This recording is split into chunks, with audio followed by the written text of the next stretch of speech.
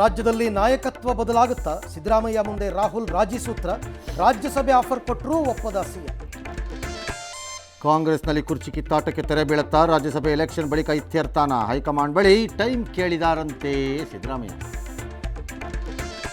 ಡಿಕೆಶಿಗೆ ಪಟ್ಟಾಭಿಷೇಕ ಸನ್ನಿಹಿತವಾಯಿತಾ? ಎಲ್ಲ ಪ್ರಶ್ನೆಗಳಿಗೂ ಮುಗುಳ್ನಗೆ ಉತ್ತರ. ಎಐಸಿಸಿ ಕಚೇರಿಯಲ್ಲಿ ಸಿಎಂ ಡಿಸಿಎಂ ಮುಖಾಮುಖಿ.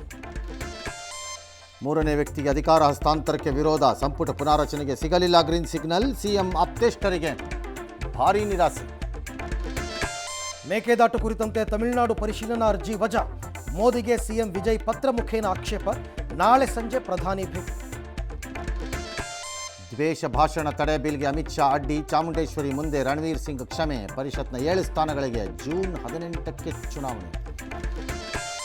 ಮೋದಿ ಪ್ರಧಾನಿಯಾಗಿ 12 ವರ್ಷ. ಬಂಗಾಳದಲ್ಲಿ ಶಾಲೆ ದೇಗುಲ ಬಳಿ ಬಾರ್ ಬಂದ್. ಗೋಹತ್ಯೆ ಕೇಸ್ ತುರ್ತು ವಿಚಾರಣೆಗೆ ಒಪ್ಪದ ಸುಪ್ರೀಂ. ಬೆಂಗಳೂರಿಗೆ ಬಂದ ಮಹಿಳೆಯಲ್ಲಿ ಎಬೋಲಾ ಶಂಕೆ. ರಾಜಧಾನಿಯಲ್ಲಿ ಮತ್ತೆ ಭಾರೀ ಮಳೆ. ದೇಶದಲ್ಲಿ ಇನ್ನೊಂದು ವಾರ ಮುಂಗಾರು ವಿಳಂಬ.